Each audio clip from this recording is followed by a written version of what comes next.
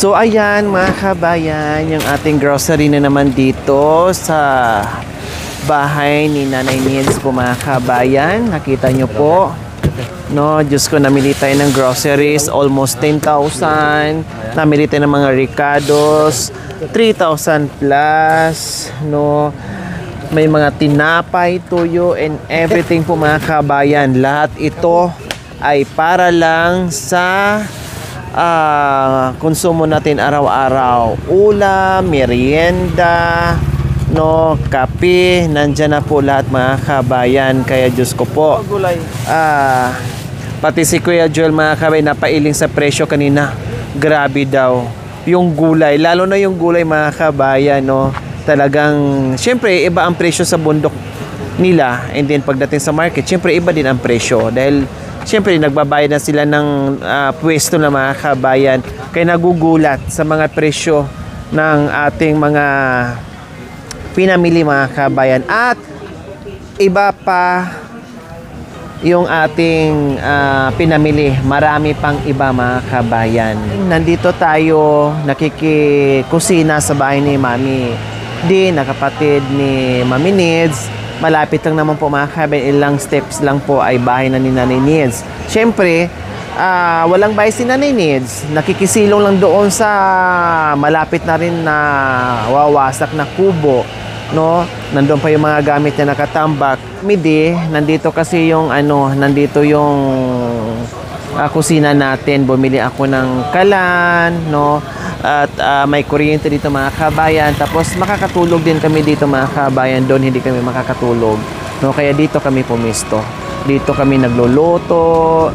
Lahat na mga kabayan sa bahay. So ayan po mga kabayan, kararating lang po namin. Ito yung pinang-grocery natin. Budget natin, ulam natin everyday. So katulad po niyan mga kabayan, bumili tayo ng 2 tray. Kasi siyempre yung karpintero natin, mag-almusal, merienda, then hapunan. So ganyan po dito mga kabayan. Kaya nakikita nyo po, kasi maramihan talaga ang binibili ko. Bukod doon sa malayo mga kabayan, no? Grabe yung layo ng market natin. Kung anong layo doon sa kanila Ate Cha and Kuya Joel, ganito din po dito mga kabayan. Kaya umpisa na naman dito, market. At ito na nga, katulad dito, isang kilong tuyo mga kabayan. Siyempre, abutin kami kung hanggang kailan kami matapos yung bahay ni Nanay Nids. Bumili na ako ng 1 kilong tuyo na hindi na yung pabalot-balot pa isa-isa kasi mas lalong mahal at lalong lalaki yung expenses natin. Pa kilo-kilo na at ang dami natin pinamili ngayon. Then, yung munggo. O, diba? Yung munggo po mga kabayan. So, bumili tayo ng 1 tray itlog, ay 2 tray na itlog. Then, meron ding itlog na maalat.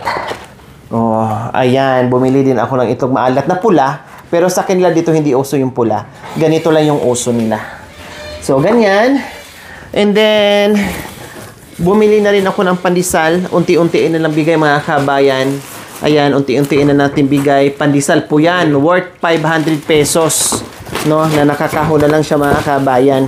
Para dukot-dukutin na lang natin. Kasi wala namang bikeri dito. May mga tindahan dyan.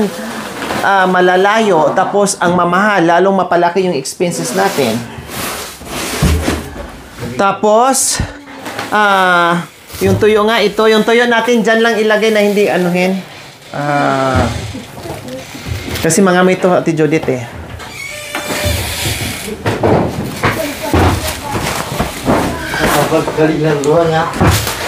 Tapos, bumili na rin ako ng mga shampoo, sabon. No, shampoo, sabon dito kay Mami Di at Sundrox. Tapos, kasi kagabi, nung natulog kami dito, nung nakaraang gabi ay may lamok. Kaya mag-spray ako mamaya, mga kabayan. Kasi walang, may mga, kahit naka-screen door tayo sa itaas, sa bubong, mayroon pang mga butas-butas. Then, yung mga sabon natin, down and everything, bumili na rin ako dito. And then, syempre, mantika natin, doon na natin ilagay yan. Ate Judith.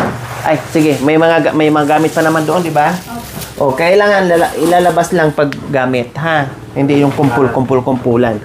Then, syempre, pang merienda ng mga karpintero natin. Then, bumili na rin ako ng pang pansit-pansit ni Ate Judith para merienda. So, lahat yan, naka budget.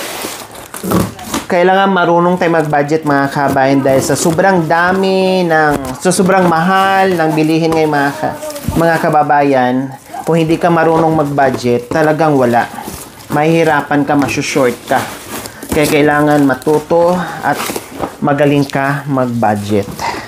Ganyan. So, nandito na rin, syempre, may mga pagkakataon mga kabayan na gumagamit kami ng paper plates. So, may mga paper plates po tayo. Just in case na nandyan na kaagad na hindi na tayo maghahagila pa kasi ang tubig dito mga kabayan ay siyam-siyam, no? And then mga kutsara natin nandyan na din, no? At yung ating mga kape, katulad yan, mga kape, asukal, ayan, pati may miswa din ako mga kabayan, no? Kasi may miswa dahil meron akong mga canned goods dyan, like sardinas. Pag merong malunggay, merong papaya, pwede siya dito mga kabayan. No, pwede siya. And then, bumili na ako mga noodles kasi mahilig din sila. Pag walang gulay, mahilig sila magsabaw. Noodles lang, lagyan nila ng sabaw, lagyan nila ng malunggay, lagyan nila ng sayote, lagyan nila ng papaya. Naku, masarap na sa kanila mga kabayan. Then, yung mga magic sarap, ayan, bumili na ako. Mayroon pa dyan, mayroon pa dyan. Nag-stocks na ako mga kabayan. Kasi, malayo, ayan. Then, yung ating pangsigang Ate Judith nandito na rin. Yung mga paminta, asukal, and mga pansit canton, pang merienda din. O, diba? Pang almusal sa umaga. So, ganyan ang gagawin natin. Kailangan, Ate Judith, marunong tayo mag-budget, ha? Kasi, pag hindi tayo marunong mag-budget, wala na. Gugutumin yung ating mga gumagawa. May mga kids, kido-kido dito, ayan. Yan, pang merienda, dami niya mga kabayan, o, puro mga biscuits. Dami niya, assorted biscuits na mga kabayan, nandito na. No, isang kahon po yan. Para pang merienda po yan. Ayan. Kasi kung sa tindahan ka bibili mga kabayan, napakamahal. No, syempre, natural, ang layo ng market nila dito mga kabayan. Wala kang 500, hindi ka makababa. Another 500 para makaakyat ka lang. Ganito dito mga kabayan. Napakamahal. Then yung ating mga kape, nasaan yung kape dyan dito? Then mga pansit-pansit pa din. Ayan, nagagyan Ate Judith. Ayan. Oh, pang may merienda, kahit isang piraso, maraming gulay, marami na makamerienda na sila. Siyempre, then yung ating mga drinks, and then yung mga canned goods, like itong mga ganito, pang almusal, o tanghalian, pag hindi makaluto, pag alanganin sa oras, o madaling iprito, Ate Judith. Kaya bumili din ako ng maling. So, ganyan po mga kabayan. Walang problema sa bigas. Ayan, may bigas din tayo dyan. And then, mayroon pa doon sa ilalim kasi nagdala kami noong nakaraan. O katulad last few days, ayan, mayroon pang natira. Then, mayroon pa dito kasi tanghali na po kami mga kabayan bumaba sa bundok bago kami din umakyat another bundok. Ay chicken ang nabili namin kasi wala ng pork. So, chicken ang nabili. Then, ito yung mga gulay natin. Ate Judith, pakibuyang-yang. Ilagay nyo po dito para hindi masira yung mga kamatis natin. Dito lang ito, basta naka-ano lang din. Mga ano natin. Importante yung mga nalalanta, kumbaga. No, i-ano natin, i-ayos. Yung sayote, okay naman yan. Hindi naman yan yung sayote. No. Hindi naman yung sayote. Yung talong na din yan, pakiayos sa talong. So ayan, kompleto na. May mga talong, sayote, lahat na nandyan. Pati tubig syempre. Tubig is my life.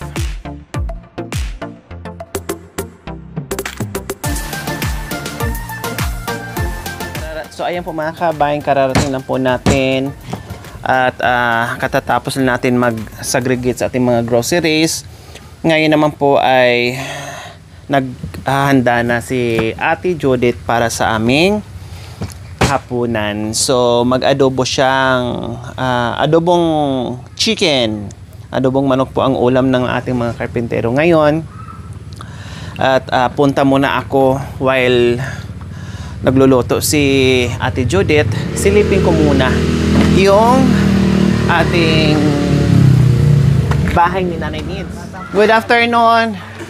Si Bisen, kape po muna sila, Nanay Needs. Okay po yan, madam. Ikaw pa, talagang okay. Dito sa tubig eh. Ah, Sa itaas eh. o tapos po. Hindi ko na ilagay. Paano kaya maghapon kami doon sa paglalagarin, di ba ma'am? Kahapon. Oo. Ay, nung karaan? Bumukas pala yung tubig. Yung isang drum, hindi ko na ipalagay doon. O, wala nang lalaki dito. Lahat sila doon sa akin. So wala na tayong tubig. Wala na. Kundi Naputol yung- umihi tayong lahat ng taga-barangay. Yan ngayon ang masa natin. Anak ko yung kasina ng motor ng ayaw naputo. Bakit po? Di ba nung nakaraan, Hindi sa'yo na ba yun, nakabalik. kay Nat? Hindi na nakabalik. Isa lang ang pag-akot. Oh, sige. Magkano ba yon? Yung kadena lang. Oo. Kadena lang po. Magkano yung kadina? Magkano yung kadena. Oh, sige, magbibili tayo para umandar yung motor. Uy, kasali. Okay, sige. Dahil Ha? mahirap yung alam naman yung daan dito pa akyat. Baka pag siya yung nag-drive na daw kanina ma'am, medyo lumalagitip yung kadena tapos Bumigay na. nabibigay. Dinadaan-daan ko lang bigat niya. Anong size ba nun? Nasaan yung naputol para mayroong... Hindi po po siya lang, lumalabas lang po. bakit lumalabas? Baka maluwag. Manipis na po yung lagyan. Sprocket? Ano ba yung tawag doon? Nasa gitna ng kadena. So, kailangan palitan. Anong Makapal na po yung sprite. ang kadina okay pa. Ayan, narinig niyo po. Yung inda ni Nanay Nida is yung yung tubig natin dito. Grabe po talaga. Kahit doon, sobrang hirap. Nasira na yung sasakyan ko sa kakaparito. Balik-balik sa paghakot ng tubig at sa iba pang bagay mga kabayan. Ngayon, problema na naman tayo dito ng tubig. Ayan, katulad dito. No, wala tayong gagamitin. Nag-umpisa na sila. Nag-uumpisa na sila. So, titingnan natin mamaya. Kasi nag-iigib din kami doon kay Mami D. Dito, mag-iigib din. Gawaan ng paraan yung motor ni Kuya Nat na anak ni Nanay Needs para makatulong sa pag-iigib. Kasi hindi pwedeng asahan yung sasakyan. Kasi like, nung nagpagawa tayo sa bahay ni Mami D, ang laki ng ginastos ko doon dahil hindi namin alam, hindi na napansin, kinargahan namin kumpul-kumpul na malalaking drum na puno na plus tao pa na nakapatong doon sa, yung tawag doon, yung takip niya. Diba, bumigay, bumaba yun, so pinaayos ko, laki ng ginastos mga kabayan. Kaya ang ginagamit namin ngayon na panghakot, yung mga ganito lang, at least hindi siya ganun kabigat mga kabayan. Yun nga lang, sobrang hassle po mga kabayan. Napakalayo nito. Gasolina pa lang natin, grabe na. Mas mahal pa yung gasolina kasi sa inigib natin, binayaran natin yung tubig, mas mahal pa. Doble. Pero sabi ko nga, wala tayong choice. Nandito na tayo, nasa mission. Lahat talaga ay sakripisyo. Lahat talaga ay gagawin ang lahat para mabuo yung bahay. So, nandito na tayo ngayon mga kabayan. Kanina lang po, inumpisahan natin si Tatay Prisco dito. No? At nakita naman po natin mga kabayan, very alert si Tatay Prisco sa atin to the rescue dahil kailangan na talaga natin mag-umpisa kaagad dahil yung kahoy natin may possible na babaluktot siya. Yun ang advice nila. Kaya dali-dali ako umuwi kagabi doon sa kabilang bundok para sunduin si Tatay Prisco. And then hindi din kami nakabalik kaagad. Hindi kami nakasabay kanina ni Tatay Prisco. Siya lang po talaga hinatid dito. Tapos si Bayaw. Then, sumunod kami dito, binalikan kami ng sasakyan. O imagine po mga kabay na ang layo nun ha, pabalik-balik. No, pabalik-balik, bundok to bundok yung ating binyahe. Tapos, hindi kami nakasabay dahil imbis na sama-sama kami kanina, magkakasabay kami lahat, hindi po nangyari dahil si Kuya Joel, hinabol po niya, sayang, yung kanyang binhi, mas-stuck siya dito, tapos yung kanyang binhi mga kabay na 2 sako, ay tinanim muna namin. Hala, mga kabin, grabe, nag-rush na kami. Maaga namin inumpisahan, natapos din namin ng mga bandang 10:00. Pati ako gumagapang na talagang tudo. Trabaho na talaga mga kabin, na trabaho talaga as in, tinulungan ko na. Then, after, nag-antay kami sa sasakyan, nasunduin kami doon. At ito, nandito na nga kami mga kabayan.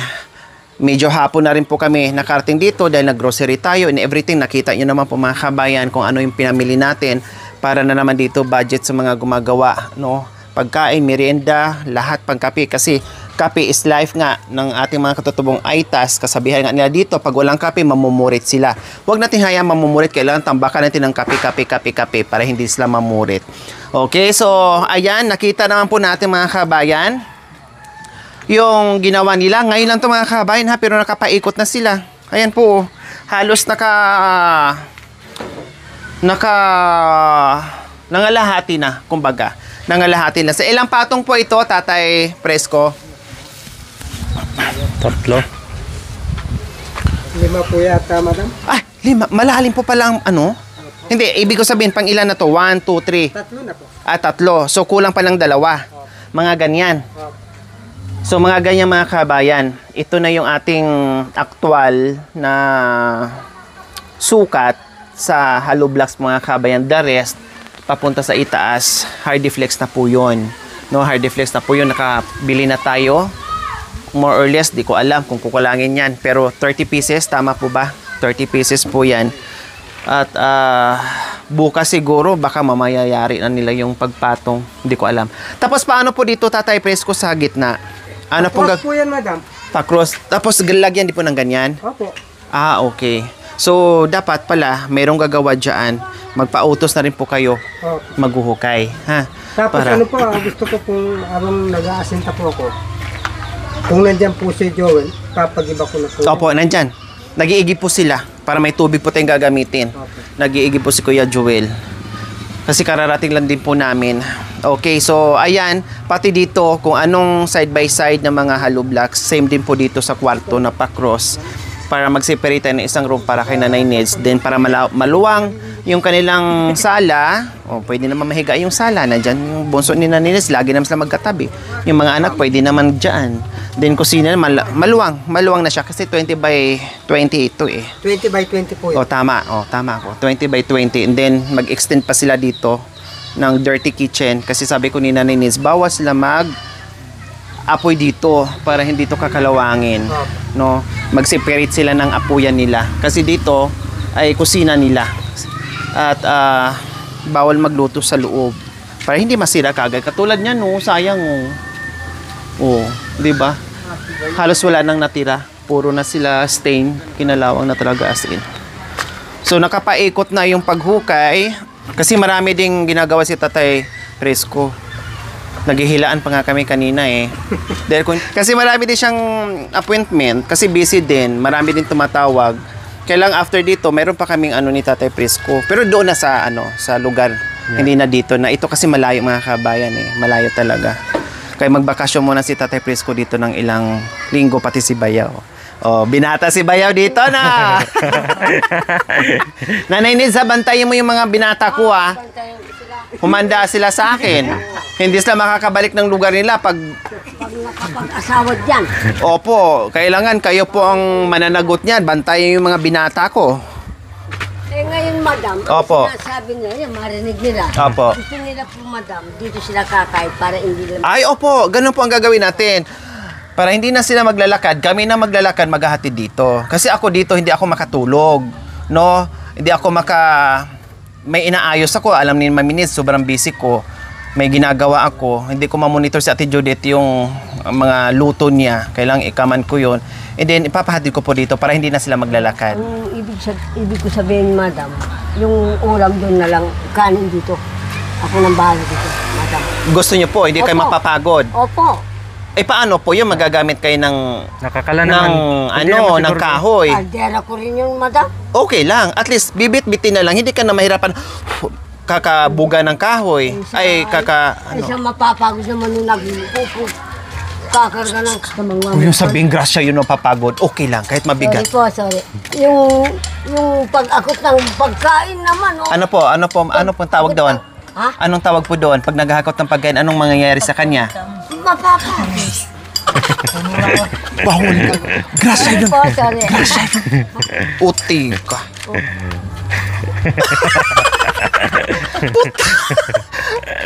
Papatay. Ipapatay mo pa yung camera. Okay lang po, walang problema. Para hindi na kayo magagatong-gatong pa. Yung mga gatong nyo, kung kape-kape, yun na lang. Oo, kape-kape, tinapay. Oo. Pa kay kam, kalatik ko mo di ba? Ha? Kalatik ko mo ni kada. Taga dito. Oo. Kaya nga. Nandiyan na yan eh. At saka hindi pwede masayang. Grabing pagod nyo dyan. Tapos masayang lang. Lagyan na lang ng ano yun. Yung ganitong kulay bayaw kasi masarap ang sabon yan. Ito dalawa. Oh. Ayan.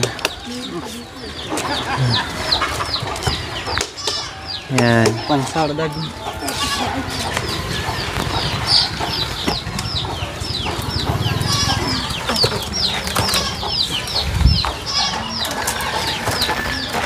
Ilan natin?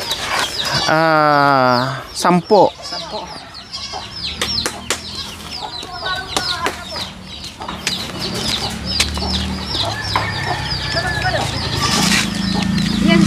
Ay, walang magbitbit. 6 na lang. Ito ba yun? Yung malalaki, kasi 25 daw yung malalaki, 15 yung ano.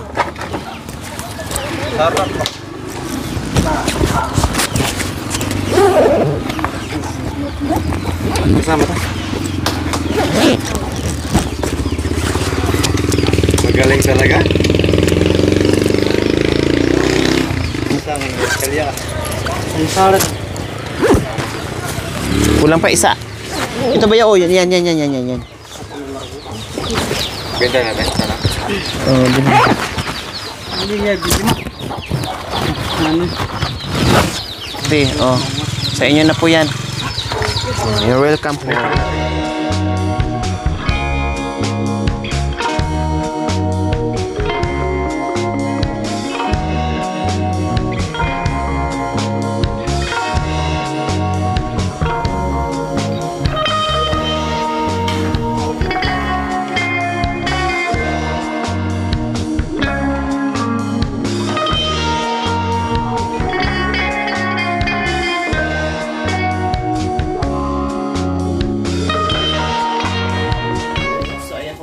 Bayan, luto na po yung ating dinner. Kaya naghahain na si Ate Judith. Kung nandun ako sa kabila sa view deck mga kabayan, no, may taga-luto tayo doon, walang problema. Dito naman po mga kabayan ay nandito rin si Ate Judith, no? Nag-a-assist sa atin, mauutusan ko, kaya kain na po tayo mga kabayan. Marami kami, kaya yung kusina namin ay maliit sa amin dahil marami kami mga kabayan. Mayroon kaming extension dito. Ayan. O, pray na tayo, Mami D. Kain na tayo. Pray na siya. Ay, nag-pray na? Oo.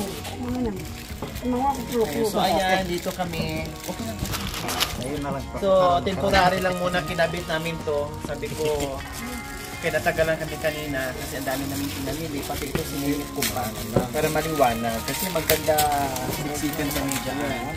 Hindi maglalagay din ako sa harapan sa bahay ni Mami D para lumiwanag ng mga kabayan. Masaya, masarap dito kumain sa labas ng bahay, diba? O malamig pa. No, pwede lang umulan mga kabayan. Pero maglalagay ako ng trapal bukas, may nabili na po dyan.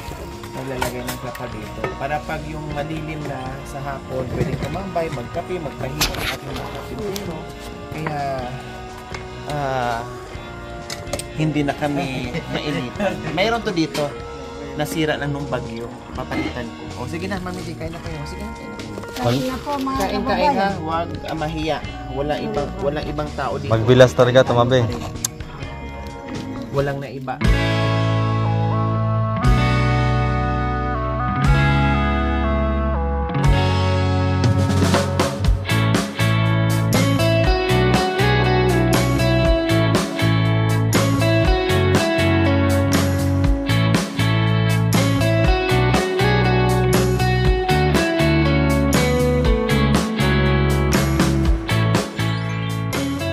Thank you for watching. Don't forget to like, share, and subscribe.